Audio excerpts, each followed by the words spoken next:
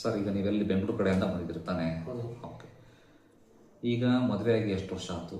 5 ವರ್ಷ. 5 ವರ್ಷ ಆಯ್ತು. ಮಕ್ಕಳಾಗಿಲ್ಲ. ಮಕ್ಕಳಾಗಿಲ್ಲ. ಎಲ್ಲ ಟೆಸ್ಟ್ ಮಾಡಿಸಿದಿರಿ. ಎಲ್ಲ ಮಾಡ್ತೀವಿ. ಇದು ನಿಮ್ಮದು ವೀರ್ಯ ಪರೀಕ್ಷೆ ಮಾಡಿಸಿದಿರಿ. ಹೌದು. ವೀರ್ಯ ಟ್ಯಾಬ್ಲೆಟ್ ಕೊಟ್ಟಾರ. ಟ್ಯಾಬ್ಲೆಟ್ ಕೊಟ್ಟಾರೆ, ಹೌದಾ? ಹ್ಮ್.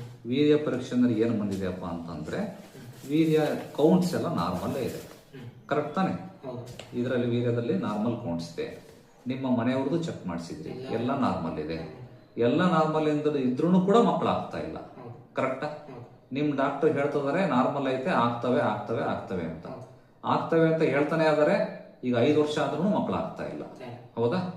ನೋಡಿ, ಈ ಲ್ಯಾಬ್ ರಿಪೋರ್ಟ್ ನಲ್ಲಿ ಏನಿದೆಯಲ್ಲ, ವೀರ್ಯಾಣು ಸಂಖ್ಯೆ ಎಷ್ಟಿದೆ ಅಂತ ಹೇಳುತ್ತೆ, ವೀರ್ಯಾಣು ಮೊಟಿಲಿಟಿ ಹೆಂಗಿದೆ ಅಂತ ಹೇಳುತ್ತೆ, ವೀರ್ಯಾಣುವಿನ ಪ್ರಮಾಣ ಎಷ್ಟಿದೆ, ಎಷ್ಟು ml ಇದೆ, ವೀರ್ಯದ ಪ್ರಮಾಣ ಎಷ್ಟಿದೆ ಸ್ಖಲನದಲ್ಲಿ ಅಂತ ಹೇಳುತ್ತೆ. ಇದು ಸ್ಟ್ರಕ್ಚರಲಿ ಏನಿದೆ ಅಂತ ಹೇಳುತ್ತೆ ಹೊರತು, ವೀರ್ಯದ ಸಂಖ್ಯೆ ಎಷ್ಟಿದೆ ಅಂತ ಹೇಳುತ್ತೆ ಹೊರತು ವೀರ್ಯದ ಸತ್ವ ಎಷ್ಟಿದೆ ಅಂತ ಹೇಳಲ್ಲ. ಈಗ ಒಬ್ಬ ಮನುಷ್ಯ ಬರ್ತಾನಪ್ಪ, 6 ಅಡಿ ಕಟ್ಔಟು, 6 ಅಡಿ ಹತ್ರ ಇರ್ತಾನೆ, ಕೈಯು ಕಾಲು ಮಜಲ್ಲು 6 ಪ್ಯಾಕು ಇರುತ್ತೆ, ನೋಡಕ್ಕೂ ಭಾರಿ ಚಂದ ಕಾಣ್ತಾನೆ. ಅವನ್ ಚಂದ ಕಂಡು ಮಾತ್ರಕ್ಕೆ ಅವನ ಆರೋಗ್ಯವಂತ ಮನುಷ್ಯನ? ಅವನ ಒಳಗಿನ ಆಕ್ಟಿವಿಟಿ ಅದು ಮುಖ್ಯ. ನಮಗೆ ಈ ರಿಪೋರ್ಟ್ ನೋಡಿ ನಿರ್ಧಾರ ಮಾಡೋಕ್ಕಾಗಲ್ಲ. ಇದಕ್ಕೆ ವೀರ್ಯಕ್ಕೆ ಸತ್ವವನ್ನು ಒದಗಿಸ್ಬೇಕು. ಆ ಸತ್ವ ಇದ್ರೆ ಮಾತ್ರ ಗರ್ಭ ಕಟ್ಟೋದು, ಗರ್ಭಿಣಿ ಆಗೋದು ಸ್ತ್ರೀ. ಈ ಒಂದು ಸ್ಟ್ರಕ್ಚರಲ್ ಡಿಫಾರ್ಮಿಟಿಯನ್ನ ಮಾತ್ರ ನಾವು ಲ್ಯಾಬ್ ರಿಪೋರ್ಟ್ ಅಲ್ಲಿ ಕಂಡುಹಿಡಿಯಲಿಕ್ಕೆ ಸಾಧ್ಯನ ಹೊರತು ಸತ್ವವನ್ನ ಕಂಡುಹಿಡಿಯಲಿಕ್ಕೆ ಸಾಧ್ಯ ಇಲ್ಲ. ಆ ಸತ್ವವನ್ನ ಹೆಚ್ಚು ಮಾಡಲಿಕ್ಕೆ ಅಂತಾನೆ ನಮ್ಮಲ್ಲಿ ಆಯುರ್ವೇದದಲ್ಲಿ ಮೆಡಿಸಿನ್ಸ್ ಇದ್ದಾವೆ. ಅವಕ್ಕೆ ವಾಜಿಕರ ಔಷಧಿಗಳು ಅಂತ ಹೇಳ್ತಾರೆ, ರಸಾಯನ ವಾಜಿಕರ ಔಷಧಿಗಳು.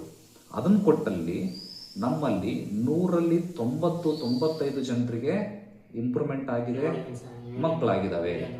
ಮಕ್ಕಳಾಗಿರೋಂಥ ಉದಾಹರಣೆಗಳೆಲ್ಲವೂ ನೀವು ನೋಡಿದಿರಿ, ಕೇಳಿದಿರಿ, ಹೌದಲ್ಲ?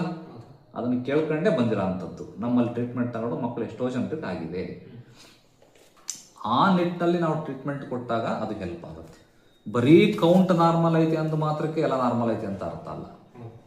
ಓಕೆ? ಹಂಗಂತ ನಾನು ಯಾರಿಗೂ ಗ್ಯಾರಂಟಿ ವಾರಂಟಿ ಅಂತ ಹೇಳಕ್ ಹೋಗಲ್ಲ.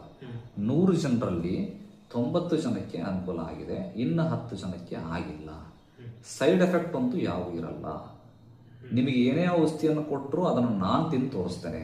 ಅಷ್ಟು ಸೇಫೆಸ್ಟ್ ಮೆಡಿಸಿನ್ಸ್ ಇರ್ತವೆ, ಎಲ್ಲ ಗಿಡಮೂಲಿಕೆಗಳಿಂದ ಮಾಡಿರೋಂಥದ್ದು. ಅದನ್ನು ನಾವು ಏನು ಕೊಡ್ತೀವಿ ಅನ್ನೋದನ್ನು ಆಮೇಲೆ ಡಿಸೈಡ್ ಮಾಡೋಣ. ಒಟ್ಟು ಸೈಡ್ ಎಫೆಕ್ಟ್ ಅಂತೂ 0. ಹಿಂಗೆ ಕೊಟ್ಟಲ್ಲಿ ದೇವರ ದಯೆಯಿಂದ ಬಹಳಷ್ಟು ಜನಕ್ಕೆ ಅನುಕೂಲ ಆಗಿದೆ. ಒಂದು ಪ್ರಯತ್ನ, ಯಾರಿಗೂ ಗ್ಯಾರಂಟಿ ವಾರಂಟಿ 100%